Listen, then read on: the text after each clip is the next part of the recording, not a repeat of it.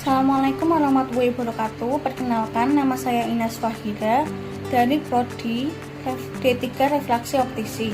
Kali ini saya akan membahas tentang analisis kesalahan penggunaan bahasa baku pada kebanyakan anak sekolah di Indonesia. Latar belakang penggunaan bahasa baku menjadi harapan bagi pecinta bahasa Indonesia. Salah satu wujud bahasa baku adalah penggunaan kata yang mengikuti kaidah yang sudah ditetapkan. Ejaan adalah salah satu cara menggambarkan bunyi-bunyi seperti kata, kalimat, dan lain sebagainya dalam bentuk tulisan atau huruf-huruf serta menggunakan tanda baca. Ejaan yang dikenal dalam bahasa Indonesia kita ini adalah PUEBI atau Pedoman Umum Ejaan Bahasa Indonesia. PUEBI ini ditetapkan oleh pemerintah pada 30 November tahun 2015.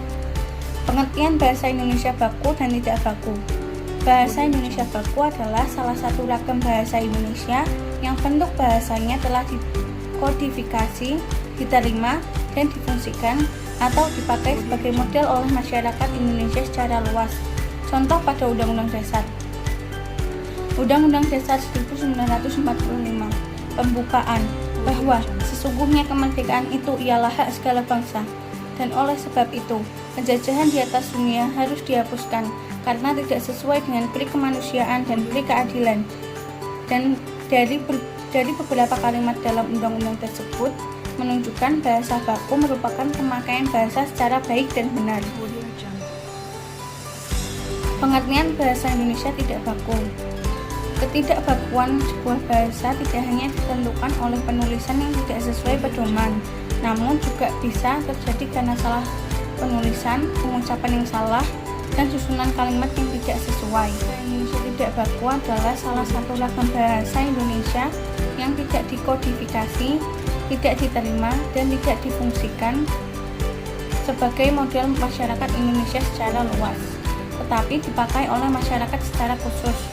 Kata tidak baku tidak dapat digunakan dalam penulisan pesan formal dan resmi, namun lebih sering digunakan saat mengirim pesan kepada teman atau sahabat.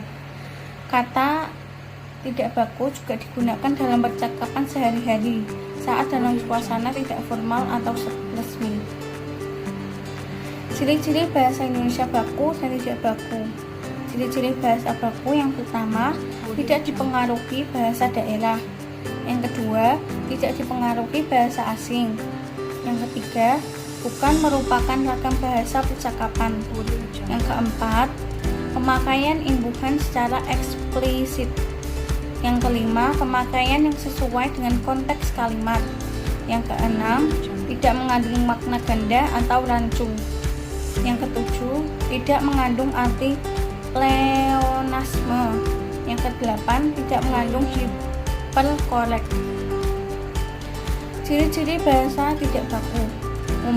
Yang pertama, umumnya digunakan dalam bahasa sehari-hari. Yang kedua, dipengaruhi bahasa daerah dan bahasa asing tertentu.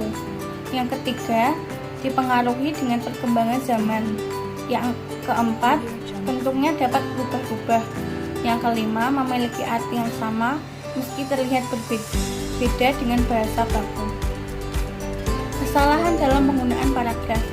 Kesalahan penggunaan bahasa Indonesia dalam bidang paragraf. Laporan hasil observasi siswa kelas 8 SMP Negeri 8 Surakarta ditemukan sebanyak 12 kesalahan yang presentasi 5,30%. Kesalahan tersebut mencakup masalah kohesi, koherensi, dan kelengkapan dalam paragraf. Kesalahan kelengkapan dalam paragraf merupakan kesalahan yang paling banyak ditemukan dari hasil penelitian. Kesalahan kelengkapan dalam paragraf ditemukan dalam hasil laporan observasi siswa. Misalnya, pada paragraf berikut, Bedugul adalah objek wisata Bali yang terletak di perbukitan dengan cuaca yang sangat sejuk, di mana Bedugul juga terdapat sebuah danau yang bernama Danau Beratan. Contoh tersebut merupakan kesalahan paragraf yang fatal karena setiap paragraf tidak hanya terdapat satu kalimat saja, melainkan terdiri dari beberapa kalimat yang disusun secara runtut dan sistematis, serta memiliki ide pokok. Hal tersebut sesuai dengan pernyataan Pamungkas 2012-60-61 bahwa sebuah karya ilmiah harus berisi kalimat-kalimat penjelas yang cukup untuk menunjang kejelasan kalimat tersebut. Penutup, kesimpulan dan saran. Kesimpulan, secara ringkas, simpulan dapat dirumuskan sebagai berikut. Bahasa baku adalah salah satu ragam bahasa yang dijadikan pokok acuan, yang dijadikan dasar ukuran atau dijadikan standar, digunakan secara efektif, baik, dan benar. Efektif karena memuat gagasan-gagasan yang mudah diterima dan diungkapkan kembali, baik karena sesuai kebutuhan, ruang, dan waktu, dan benar karena sesuai kaidah kebahasaan, secara tertulis maupun terucap.